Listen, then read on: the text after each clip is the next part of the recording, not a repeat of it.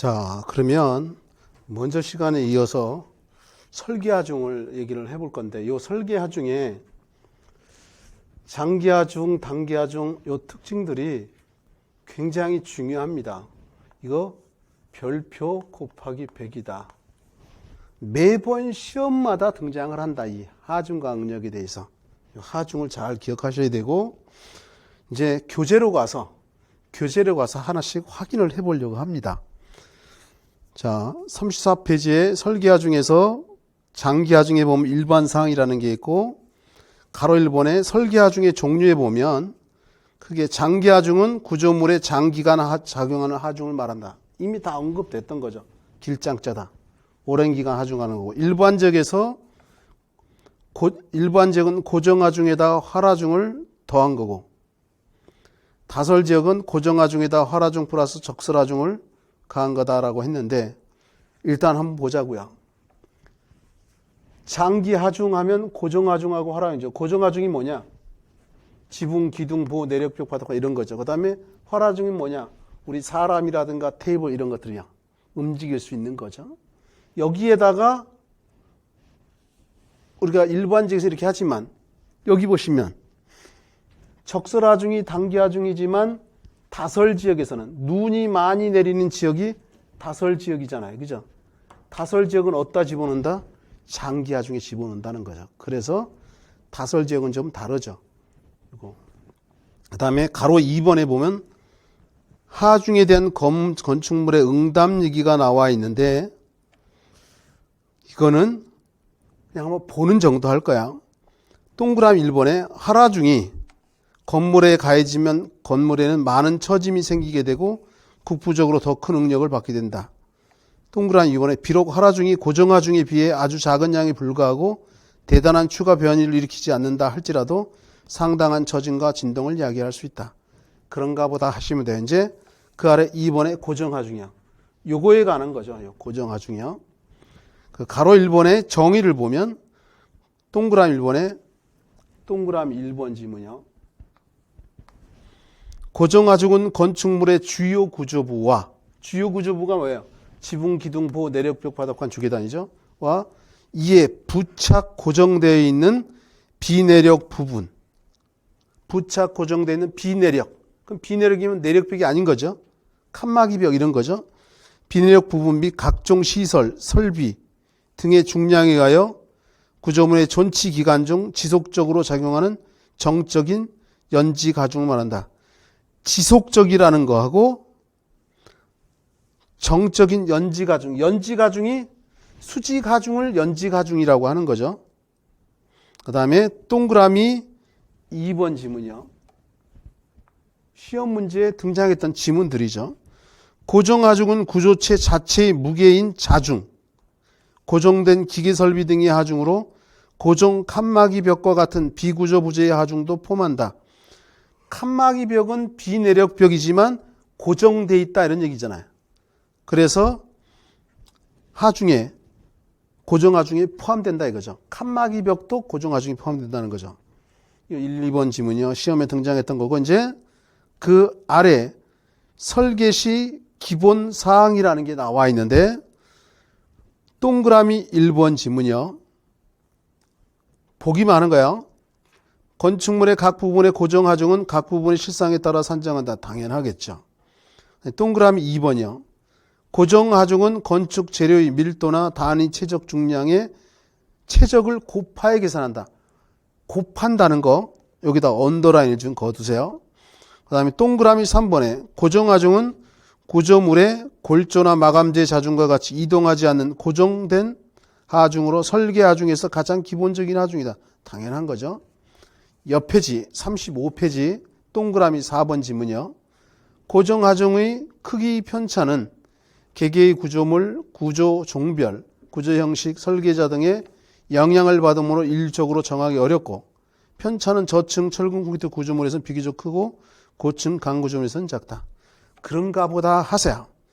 중요한 거는 고정하중이 요 1, 2번 지문이 중요한 거예요. 그 다음에 이제 35페이지 위에 보면 활하중이 나오죠. 요 활하중에 관한 거, 활하중이요.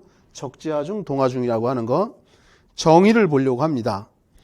정의의 동그라미 1번에 보면요.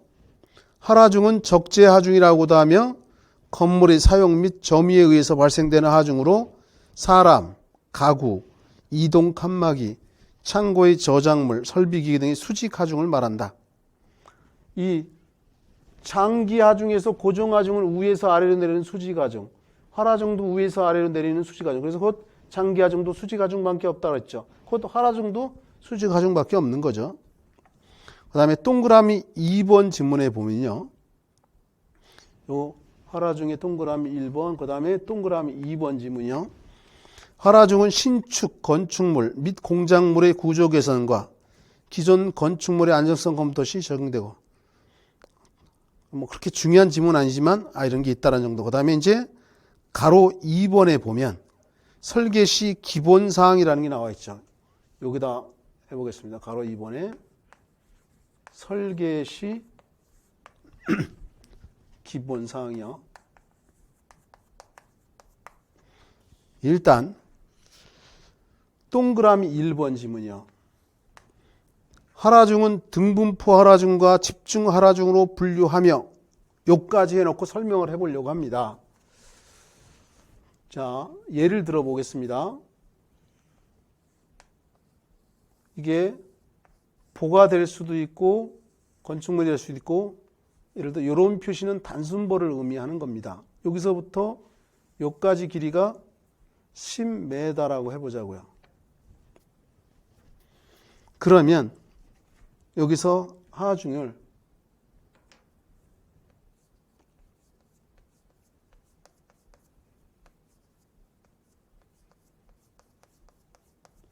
요 간격 1m 간격마다 1톤씩 1톤이면 1000kg이에요. 나중에 자세히 할 겁니다. 요 간격이 10m인데 1m 간격으로 해서 1톤씩임을 다 가야, 이런 걸 갖다 우리가 등분포 하중이라고 해요. 등분포 하중. 그러면 화라중에도 등분포 하라중이 있고 그 다음에 집중 하라중이 있는데, 어쨌든 이게 일정한 간격으로 1톤씩 하중을 계속 가는 거예요. 다 합치면 10톤이 되죠. 그러면 똑같은 조건인데, 똑같은 조건이라고 하고, 예를 들어 이번에는 집중 하중을 얘기를 하려고 그래요. 이 거리 10m인데 어느 한 부분에다가 하중을 가하는데, 이 부분에다 하중을 한다. 근데 이게 10톤이에요. 10톤. 그러면 이거나 이것도 1m 간격으로 해서 10톤, 이것도 10톤이면 이거는 어느 한 부분에만 10톤이 가해지는 거잖아요. 이런 게 집중 하중이라고 한다. 그렇다면 이제 이 하라중에는 등분포 하라중이 있고 그 다음에 집중 하라중이 있다 이거죠. 그 동그라미 1번 지문이 바로 그거다 이거지. 하라중은 등분포 하라중과 집중 하라중으로 분류되며 그 크기는 구조물의 안전도를 고려한 용도별 최소값을 쓴다는 거. 최소값. 그 최소값인데 최대값 해서 답이 되죠. 시험 문제 등장했던 게. 그 다음에 동그라미 2번 지문이요. 보기만 할 겁니다. 건축 구조물은 등분포 하라중과 집중 하라중 중에서 구조 부재별로 더 큰 하중 효과를 발생시키는 하중에 대하여 설계해야 된다. 당연하겠죠. 그 다음에 동그라미 3번 지문이요. 동그라미 3번 지문에 하라중은 점유, 사용에 의하여 발생할 것으로 예상되는 최대의 하중이 된다. 최대의 하중. 최대로 해야 된다는 거죠. 그 다음에 동그라미 4번 지문에 하라중은 분포 특성을 파악하기 어렵다는 거야. 이 뜻이 뭐냐면 내가 여기서 지금 내 몸무게가, 사람의 몸무게가 하라중이 되는데 여기서 하중을 가하자면 내가 이쪽으로 오른쪽으로 이동을 해볼게요. 여기 있으면 여기에다 하중을 가하잖아요. 그러니까 어디서 하중을 가한지 명확하지 않다는 거죠. 그래서 그 동그라미 4번 지문에 보면 하라중은 분포 특성을 파악하기 어렵다. 분포 특성을 파악하기 어렵다 이런 얘기인 거야. 마저 뒤에 지금 보면 건축물 사용 용도에 따라 변동폭이 크다. 이 소리는 뭐냐? 예를 들어 보통 일반 사무실하고 나이트클럽하고 보면 나이트클럽은 사람들이 조밀조밀하게 있잖아요. 하중이 다르다는 거지. 용도에 따라서. 그 다음에 동그라미 5번 지문이요. 동그라미 5번 지문이요. 사무실 또는 유사한 용도의 건물에서 가동성 경량 칸막이 벽이. 칸막이 벽은 비내력벽인데 가동성, 움직임이 있다는 거죠. 가동성 경량 칸막이 벽이 설치될 가능성이 있는 경우에는 칸막이 벽 하중으로 최소한 1kNp/제곱미터를 기본 등분포 하라중에 추가해야 한다. 다만 기본 하라중이 4kNp/제곱미터 이상일 경우에는 이를 제외할 수 있다. 이제 여유가 되는 사람만 이거 기억하는 거고, 아, 그런 게 있다라는 정도예요. 그 다음에 동그라미 6번 지문이요. 조적조의 칸막이 벽은 칸을 막아준다. 이쪽 공간, 이쪽 공간 칸을 막아준다. 비내력 벽이죠. 조적조의 칸막이 벽은 하라중이 아닌 고정하중으로 간주한다. 왜? 조적조라는 게 벽돌을 쌓아 올려서 짓는 거잖아요. 근데 칸막이 벽도 조적조에서는 고정하중으로 잡아준다는 거예요. 물론 시험에 당연히 등장한 지문입니다. 동그라미 7번 경우에는요. 보기만 할까요? 집중 하중에 대한 검토는 현실적으로 기둥이나 큰 보의 경우보다 슬래브와 작은 보에 해당되며 특히 스팬이 짧은 경우에 해당된다. 그런가 보다 하시면 되고, 이제 그 다음 페이지 넘겨서 36페이지입니다. 등분포 하라중 얘기가 나오죠.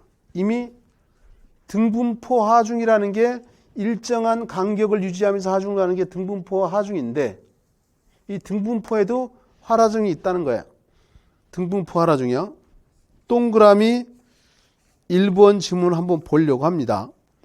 진동, 충격 등에 있어 기본 등분포 하라중을 적용하기에 적합하지 않은 경우의 하라중은 건축물의 실제 상황에 따라 하중의 크기를 증가해 산정한다. 다만 기본 등분포 하라중에서 주차장의 하라중은 이미 진동이나 충격이 고려된 값이다. 그런가 보다 하십시오. 제가 뭐 별표라 곱하기 별표라 이런 얘기 안 하잖아요. 그죠? 그 다음에 그 아래 구조물의 용도별로 적용하는 기본 등분포 하라중의 최소값이라는 게 있는데, 주택에서 그 도표 맨 첫 주택에서 그 바로 오른쪽에 건축물의 거실이요. 거실이라는 게 뭐냐면 온 가족이 모여서 단란하게 쉬는 공간이죠. 거실. 오른쪽에 뭐 하라중이 2.0. 1제곱미터당 2kN를 견뎌야 된다 이런 얘기인 거죠. 요거 하나 체크하시고 이제 그 다음 페이지 38페이지를 가보세요. 38페이지 도표에서 중간쯤에 보면 광장 밑에 발코니 있죠. 발코니에 보면 출입바닥 하라중의 1.5배, 여기다 언더라인을 찍으세요. 출입바닥 하라중의 1.5배라는 거. 이 도표에서는 이렇게 두 가지만 받으시면 되고, 이제 그 아래 가로 4번에 하라중의 저간계수가 나오죠. 가로 4번에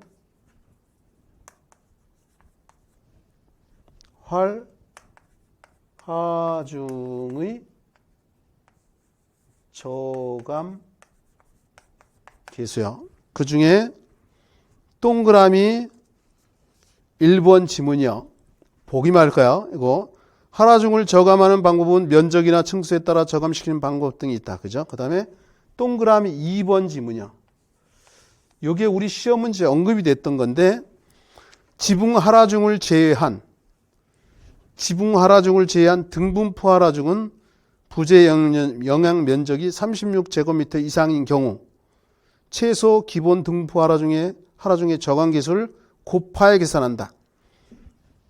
36제곱미터 이상일 때,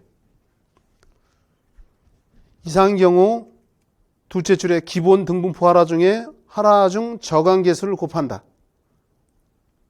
여기다 언더라인을 좀 그으세요. 기본 등분포 하라중 저감계수를 곱하여 저감한다. 곱하여서 저감한다는 거 이걸 체크를 좀 마시고요. 뭐 3번은 중요한 지문이 아니고, 이제 옆 페이지 가보면 39페이지입니다. 단기 하중에 대해서 나왔어요. 요 단기 하중에 대해서 나온 거죠. 짧은 기간, 이게 짧을 단자라 했죠. 짧은 기간 동안 하중을 가하는 거다. 적설하중, 풍하중, 지진하중, 충격하중이 있는 거고, 그 중에 이제 단기 하중에서 1번의 일반 사항에서 가로 1번에 설계 하중의 종류에서 동그라미 1번이요. 보기만 하는 겁니다. 구조물에 일시적으로 작용하는 하중이다. 일시적이다. 예를 들어 눈 오면, 눈이 왔다. 그럼 눈이 녹으면 하중이 없어지잖아요. 일시적이다 이거지. 그래서 동그라미 2번에 적설하중, 풍하중, 진하중, 강화중, 충격하중을 말한다. 이런 걸 다 단기 하중에 집어넣는다는 거예요. 그 다음에 용어 정리에서 가로 2번에 풍하중, 설계 풍합에 유효 수압 면적을 곱해서 한다. 이 곱한다는 걸 기억하셔야 돼요. 근데 더해서 한다라고 해서 답이 되죠. 그 다음에 지진 하중도 보면요. 지진에 의한 지반 운동으로 구조물에 작용하는 하중을 말한다. 내가 이런 얘기했죠. 지진도 옆에서 오는 수평 하중이다. 근데 지진의 힘이 10개라고 한다면 9개는 좌우로 오는 힘이고 하나만 위아래로 오는 힘이다. 그래서 지진 하중 곧 하면 수평 하중이라는 거 기억하시고, 이제 그 아래 보면 이제 적설 하중이 나옵니다. 요거 얘기하는 거죠. 요거 적설 하중, 요거 얘기. 적설 하중. 적용 범위에서 동그라미 1번 지문을 보면요. 적설 하중은 구조물에 쌓이는 눈의 무게에 의해서 발생한 하중이다. 당연한 거잖아요. 그죠? 동그라미 1번 당연한 거예요. 그 다음에 동그라미 2번 지문 보겠습니다. 지붕에 작용하는 적설 하중의 영향이 지붕이 최소 하중보다 클 때 적설 하중을 정한다. 당연하겠죠.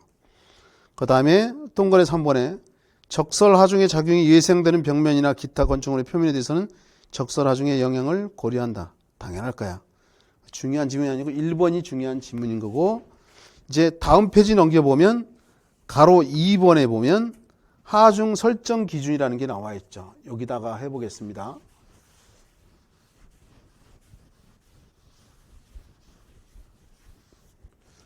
지금 적설 하중에서 가로 2번에 하중 설정 기준이요.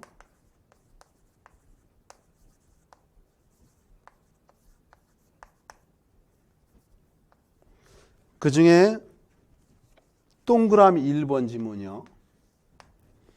적설 하중은 적설의 단위 중량에 따라 그 지방 수직 최다 적설량을 곱해서 한다. 이 지문에다 밑줄 긋을 거예요. 그 지방이 수직 최다 적설량을 곱해서 계산한다는 거 밑줄 치시고, 그 다음에 동그라미 2번 지문도 중요해요. 우리 시험에도 몇 번 언급이 됐고요. 기본 지상 적설 하중은 재형기간 100년에 대한 수직 최심 적설 깊이를 기준으로 하며 100년이라는 거예요. 100년이요. 100년을 기준으로 한다. 근데 우리 시험에 10년에서 답이 된 적이 있었어요. 그 다음에 가로 동그라미 3번에 동그라미 3번도 보기에 나왔던 질문인데, 최소 지상 적설 하중은 0.5kN/제곱미터로 한다. 그 다음에 동그라미 4번 지문이요. 보기만 할 거면 동그라미 4번은 설계용 지붕 적설 하중은 기본 지상 적설 하중을 기준으로 하여 기본 지붕 적설 하중 계수, 노출 계수, 온도 계수, 중요도 계수 및 지붕의 형상 계수와 기타 지하 분포 상태 등을 고려해서 산정한다. 그래야 되겠죠. 그 다음에 이제 동그라미 5번 지문 기억해야 되죠. 적설 하중은 지붕의 물매가 작을수록 크다. 지붕 물매가 작다란 얘기는 물매라는 건 나중에 뒤에 가서 지붕공사에서 따로 하겠지만 이 물매라는 건 경사도, 기울기 이런 거예요. 나중에 지붕공사에서 배우는데 미리 좀 답답해할까 설명을 해주면 이런 거다.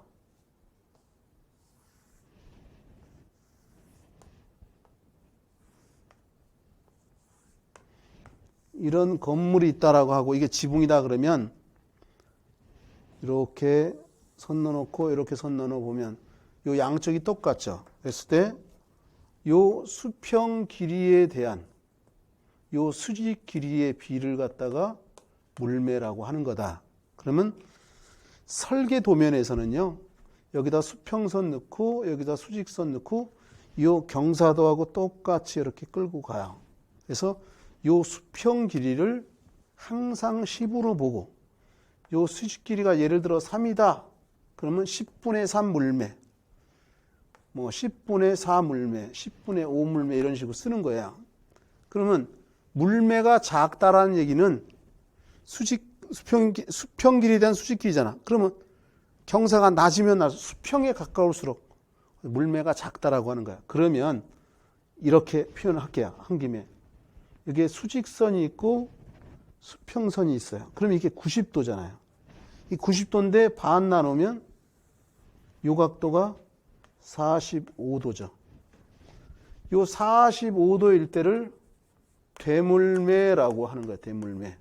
그러면 이 지붕의 경사도가 45도보다 더 높다. 이게 더 크다. 그러면 된물매라고 하는 거죠. 된물매. 이 된물매는 뭐냐? 급한 물매다. 예를 들어 스위스 같은 데 눈이 많이 내리잖아요. 그러면 눈 무게 때문에 지붕이 무너지면 안 되니까 지붕이 빼축하다 이런 얘기죠. 그럼 물매가 크다라고 하는 거예요. 그럼 만약에 45도보다 지붕 물매가 45도보다 낮다. 그러면 뜸물매라고 해요. 뜸물매. 뜸물매는 완만한 물매. 이 완만할수록 이 경사가 낮을수록 물매가 작다라고 해요. 그렇다면 그 지문에서 지금 동그라미 5번 지문이요. 적설 하중은 지붕의 물매가 작을수록, 지붕 물매가 작다는 얘기는 경사가 앉았다는 거잖아요. 그럼 눈이 많이 세겠죠. 그럼 커지겠죠. 그래서 5번 지문이 지붕 물매가 작을수록 크다는 거. 그 다음에 동그라미 6번은 보기만 할 거야. 적설 하중은 구조물에 위치한 지역의 기상 조건, 건물, 지붕의 형상 및 경사 등에 많은 영향을 받는다. 당연하겠죠. 여기까지도 뭐 다 이해하는 거니까 써놓자고요. 그 다음에 그 아래 풍하중 얘기가 나오죠. 요거에 대한 거죠. 풍하중. 바람풍자죠. 풍하중. 적용 범위를 보면, 자, 적용 범위는 보기만 하는 거야. 강풍에 의한 건축 구조물의 탄성적 거동을 전제로 한 최소 풍하중을 산정하는 경우를 적용한다. 주골조 설계용 풍하중은 건축물의 주골조를 설계하는 경우에 적용하고, 외장재 설계용 풍하중은 외장재와 이를 지지하는 부골재 설계에서 적용한다. 그런가 보다라는 정도 아시면 되고요. 그 다음에 그 아래 가로 2번에 하중 설정 기준이 나오죠. 조금 아까는 적설 하중에 관한 건데 이번에는 풍하중에 관한 설정 기준이에요. 풍하중에 관한 설정 기준. 동그라미 1번 지문이요. 풍하중은 주골조 설계용, 수평 풍하중, 지붕 풍하중과 외장재 설계용 풍하중으로 구분하며 풍하중 각각 설계 풍합의 유효 수합 면적을 곱하여서 한다. 요 곱한다는 걸 기억을 해야 되겠죠. 곱한다는 거. 더한다 그래서 답이 되죠. 다 지문에 나왔던 거고. 그 다음에 동그라미 2번 지문이요. 동그라미 2번 지문도 최근에 등장했죠. 풍하중은 건축물 형태의 영향을 받으며 수평 하중으로 바람을 받는 벽면의 면적이 클수록 크다. 예를 들어 내 손바닥이 벽이라고 한다면, 예를 들어서 손바닥일 때 바람이 부는 양하고, 만약에 벽이 요 손톱이라고 하면 면적이 작으면 바람을 많이 받지 않겠죠. 당연한 거야. 그 다음에 3번 지문이요. 보는 정도 할 거야. 통상적인 건축물에는 지붕의 평균 높이를 기준 높이로 하여 그 기준 높이에서 속도압을 기준으로 풍하중을 산정한다. 그 다음에 동그라미 4번 지문 알아야죠. 주골조 설계용 설계 풍합은 설계 속도압, 가스트 영향계수, 주골조 설계용 풍합계수를 곱하여서 산정한다. 이거 역시 곱한다는 거야. 그 다음에 동그라미 옆 페이지 가서 동그라미 5번도요. 이것도 똑같아요. 곱한다는 거야. 외장재 설계용 설계 풍합은 설계 속도압의 외장재 설계용 풍합 계수를 곱하여 산정한다는 거. 곱한다는 걸 기억하라는 거예요. 곱한다는 거. 그 다음에 동그라미 6번 지문에 보기에 나왔던 건데 설계 속도합은 건축물 설계용 풍화중을 결정하기 위한 평균 분속의 등가 정적 속도합으로 건축물에 작용하는 풍압력을 산정하는 경우 기본이 되는 양을 말하며 공기 밀도의 설계 풍속의 제곱을 곱해서 산정한다. 제곱을 곱한다는 거야. 이 지문에 언더라인을 준 것이고요. 그 다음에 나머지 7, 8번은 중요한 지문 아니니까 보기만 하려고 합니다. 설계 풍속은 기본 풍속에 대하여 건설 지점 및 지표면상에 따른 풍속의 고도 분포와 지형 조건에 따른 풍속의 할증 및 건축물의 중요도에 따른 설계 재행 기간을 고려한 풍속으로 설계 속도합 산정이 기본이 되는 풍속을 말한다. 8번째, 밀폐형 건축물의 설계 풍압을 산정할 때 풍상측은 설계 속도합의 높이에 따라 증가하고 풍하측은 설계 속도합의 높이에 따라 변화가 없이 일정한 것으로 한다. 여유되는 사람만 하고 나머지 요거 체크한 지문들만 여러분들이 나중에 시험 보기 전까지 기억하면 되죠. 근데 이렇게 하면 잘 안 외워져. 실제로 문제로 풀면서 하면 잘 기억되죠. 이제 거기 아래도 이제 예제들이 있는데 여유되는 사람만 풀어라. 맨 처음 수업 듣는다. 그런 사람들은 다음 파트에 문제 풀어도 되니까요. 이제 그 다음 페이지 지진하중입니다. 요거 얘기하는 거죠. 지진하중. 여기에 관한 거. 가로 1번에 지진의 정의 얘기가 나오는데 사실 안 봐도 된다. 정의는. 안 봐도 되는 거고 그 아래 가로 2번에 지진하중 얘기가 나오죠.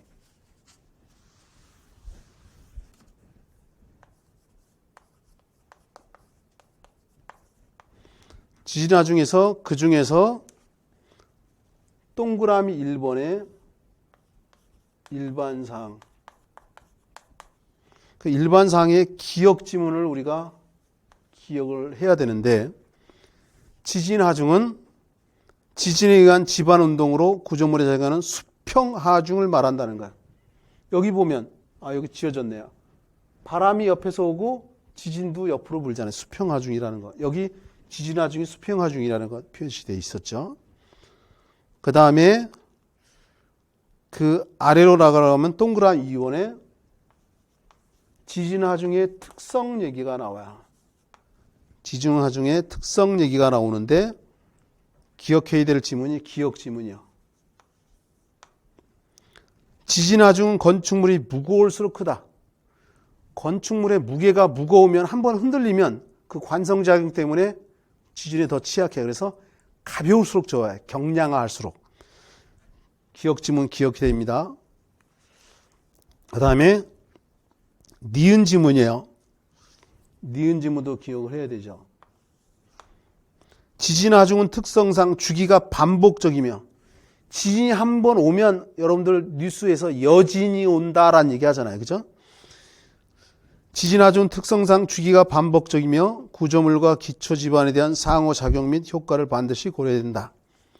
디귿 지문에 건물의 고유 주기는 건물의 층수가 늘어남에 따라 더욱 길어지게 되므로 진동 주기는 건물의 높이에 비례한다. 이 디귿 지문도 기억해야 되죠. 건물이 높아지면 높아질수록 주기가 더 어떻게 해요? 길어진다는 거죠. 그 다음에 리을 지문에 보기만 할까요? 리을 지문이요. 집안 자체의 고유주기와 구조물의 고유주기가 일치하는 경우 공진현상이 발생하여 구조물이 붕괴되기도 한다. 진폭이 일정하면 그 충격압이 증폭돼 갖고 무너지기도 한다는 거야. 이것도 보기에 나왔으니까. 그 다음에 미음 지문이요. 지진 하중 산정 시 반응 수정 계수가 클수록 지진 하중은 감소한다. 이 지문이 시험에 등장했죠. 감소하는데 증가한다 해가지고요. 다시 한번 그 지문을 보면 지진 하중 산정 시 반응 수정 계수가 클수록 지진 하중은 감소한다. 거꾸로 얘기하면 반응 수정 계수가 작을수록 지진 하중은 증가한다 이런 얘기인 거죠.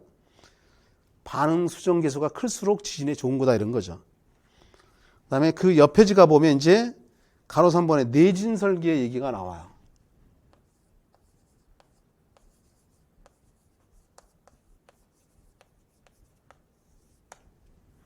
자, 이렇게 예를 접근해 보자고요. 내가 손가락으로 하중을 가하면 내 볼태기가 빵꾸가 안 나려고 안에서 버팅기는 게 응력, 내력 이렇게 표현되는 거야. 다음은 지금 내진 설계라는 건 지진이 왔을 때 건물이 무너지지 않으려고 버팅기는 힘, 그게 곧 내진 설계다 이런 얘기인 거죠. 이제 그 아래 보면 일본의 밑면 전단력이 있는데 그렇게 중요치 않다. 나중에 공부할 거 더 이상 없을 때 하는 거고, 그 아래 동그라미 2번 지문에 보면 동그라미 2번에 내진 설계를 위한 재료적 방법에서 기억 지문이요. 연성이 좋은 재료는 강도가 약해서 있게 되는 피해를 줄일 수 있다. 연성이 좋은 재료라는 거야. 이게 좋다는 거죠. 그 다음에 동그라미 리을 지문이야. 리을. 지진과 같은 반복 하중이 작용할 때 강도와 강성이 저하가 낮은 재료를 선택한다. 강도나 강성이 크면 부러져 버리거든요. 작으면 어떻게 해요? 흔들리기만 하지 무너지지는 않는다는 거죠. 예를 들어서 버드나무까지는 바람이 불면 흔들리지만 끊어지지는 않잖아요. 이런 의미죠. 요 리을 지문도 요 두 가지 기억하시면 되고, 이제 그 아래 동그라미 3번 내진 설계를 위한 구조적 방법.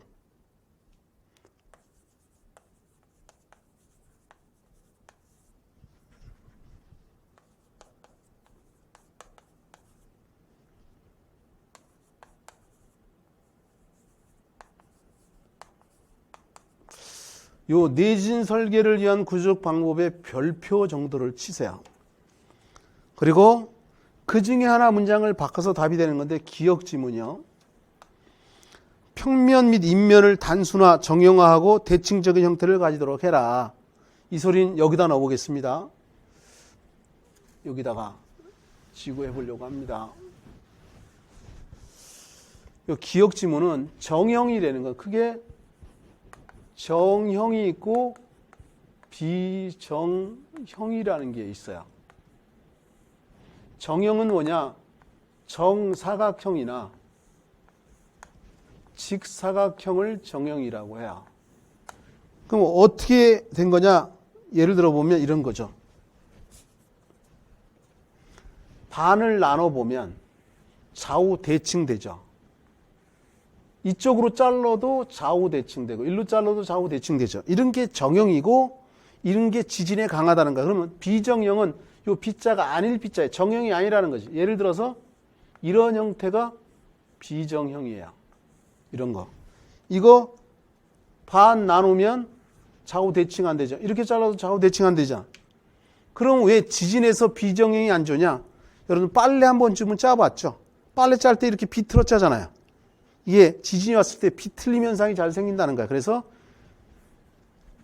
정형으로 설계해야 좋은 거다 이런 거죠. 그러면 그 기억 지문에 평면 및 인면을 단순화가 곧 정형이다 이런 얘기죠. 이게 대칭적인 형태죠. 그 다음에 니은 지문이요. 요 니은 지문은 보는 정도인데, 인면이나 평면에서 길이와 폭의 비가 지나치게 크지 않아야 된다. 당연하겠죠. 그 다음에 디귿 지문. 이것도 보기만 하면 강도와 강성이 균일하고 연속적으로 분포해야 된다는 거. 그 다음에 리을 지문이요. 부재 간의 연결이 완벽한 접합부가 되는 구정식을 할 것. 이건 일체식 구조를 하라는 거야. 그 다음에 미음 지문이요. 미음 지문에 보면 기둥보다는 보에서 먼저 소성 변형이 일어나도록 설계해야 된다. 이 소리는 뭐냐면 여기다 표현해 볼게요. 기둥 파괴가 있고 보파괴가 있어요. 예를 든다면 건물이 있을 때 이렇게 있을 때 이 기둥이 끊어지면 몽창 주저앉아서 다 죽잖아요. 그죠? 그래서 보가 파괴되면 이 보가 끊어졌다. 그럼 이 보가 이렇게 떨어지겠죠. 그런데 이 사이에 있는 사람은 살아남는다는 거지. 여러분들 삼풍백화점 나이 드신 분 알겠지만 삼풍백화점 무너졌을 때 살아남은 사람도 있었잖아요. 이 보가 끊어지면 보가 이렇게 해서 요 무퉁이 있는 사람은 살아남았다는 거야. 그래서 설계할 때 기둥 파괴보다는 보 파괴가 되게끔 설계한다는 거예요. 이 보 파괴가 되게끔. 기둥 파괴는 안 좋은 거죠. 기둥 파괴보다는 보 파괴가 되게끔 설계를 한다는 거야. 그래야만이 살아남는 사람이 있겠죠. 건축물에서 우리 사람이 대피하기 쉽게 하려고 하는 거죠. 그 다음에 동그라미 비읍지문이요.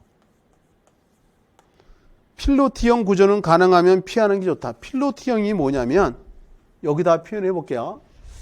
여러분들이 혹시 그 빕스나 또는 아웃백 같은 곳 한 번쯤은 가봤겠죠. 가족 패밀리 레스토랑이요.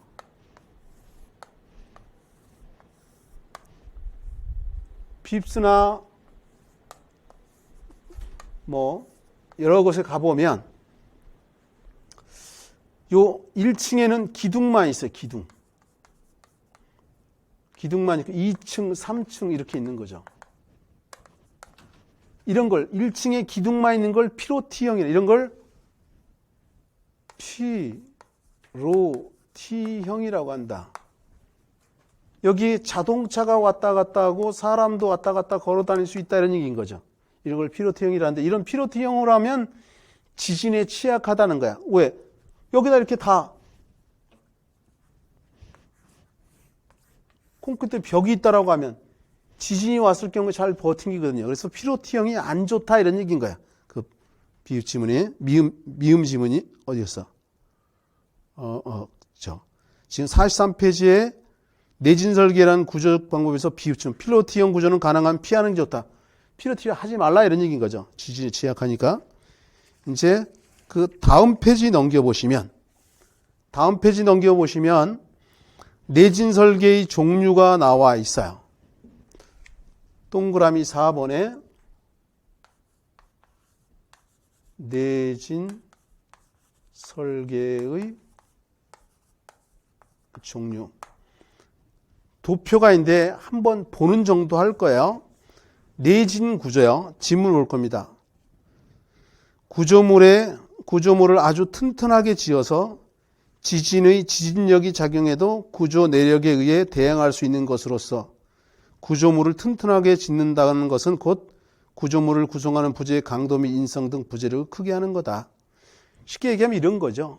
지진이 왔을 때 싸워서 이기면 부재를 튼튼해서 안 무너지면 되는 거잖아요. 그게 내진 구조다 이거죠. 그 다음에 재진 구조요.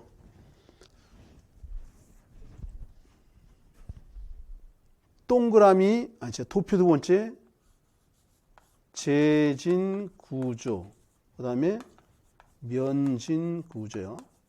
이 두 가지가 구분이 좀 돼야 되는데 여러분들이 이 재진 구조는 재진 장치를 이용하는데 한번 보자고요. 별도의 장치를 이용해 효율적으로 지진에 대항하여 지진에 의한 피해를 극복하고자 하는 능동적인 개념, 요 능동적 개념이다. 이거 밑줄을 준 거세요. 능동적. 능동적이라는 건 적극적 이런 거죠. 지진이 오면 지진이면 싸우는 거예요. 재진장치에서. 능동적인 개념의 구조 방식으로 구조물의 내부나 외부에서 구조물의 진동에 대응하는 제어력을 가하여 구조물의 진동을 저감시키거나 구조물의 강성이나 감소 등을 입력 진동의 특성에 따라 순간적으로 변화시켜 구조물을 제어하는 방식이다. 지금 내가 읽고 있지만 이게 여러분 귀 속에 지금 당장 들어오지 않아요. 그렇지만 뭐가 중요하구나. 이제 한번 보고 이제 다음 파트에 좀 더 심도 있게 공부하면 충분히 아마 내가 이 설명하는 것들을 시험 때까지 20번 이상은 설명할 겁니다. 차인적으로 암기가 되게끔. 그 다음에 이제 면진 구조야. 이 재진 구조가 능동적 개념이라면 이 면진 구조는 수동적이에요. 수동적. 수동적 개념이다. 소극적이다. 이런 얘기 다른 말로 하면. 한번 보면 지진파가 갖고 있는 강한 에너지 대역으로부터 도피하여 지진과 대항하지 않고 싸우지 않고 지진을 피하고자 하는 수동적인 개념의 구조 방식으로 면진의 개념은 지진 격리 또는 지진 분리, 기초 분리 등으로 해석된다. 무슨 소리냐면 이런 거에 쉽게 표현하면 이 면진 구조는 여기다 할게요. 집안선이 이렇게 있다. 건물이 이렇게 있다. 쉽게 얘기하면 건물하고 땅하고 분리시키는 거야. 여기에 쉽게 얘기하면 쇠구슬 같은 게 쉽게 표현된다 그랬어요. 예. 그럼 여기다가 다시 할게요.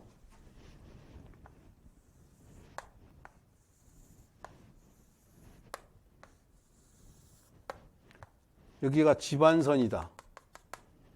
그러면 쉽게 얘기하면 쇠구슬이다. 나박, 그 고무에다 납성분을 집어넣어 가지고요. 여러 가지 형태가 있습니다. 그러면 지진이 온다. 지진이 왔을 경우에 지진의 힘이 10개라고 하면 9개가 좌우로 오는 힘이라 그랬죠. 오면 흔들려요. 흔들리긴 흔들리는데 무너지진 않는다는 거지. 또 고돌이 칠 줄 아시는 분들은 고돌이 기억하시면 돼요. 우리 고돌이 칠 때 피가 6장 되면 피박을 면하잖아요. 6장이 안 되면 피박이라는 걸 쓰잖아요. 그죠? 면피, 면진이 지진을 면한다 이런 얘기인 거예요. 흔들리면서. 그래서 내가 버드나무까지를 얘기했던 거야. 버드나무까지는 바람이 불면 흔들리긴 흔들리지만 끊어지진 않는다는 거예요. 그죠? 그게 바로 면진 구조다 이거죠. 그 다음에 그 옆에지 가보면 건축 구조 방식이 있는데 요거는 조금 쉬었다가 다시 하도록 하겠습니다.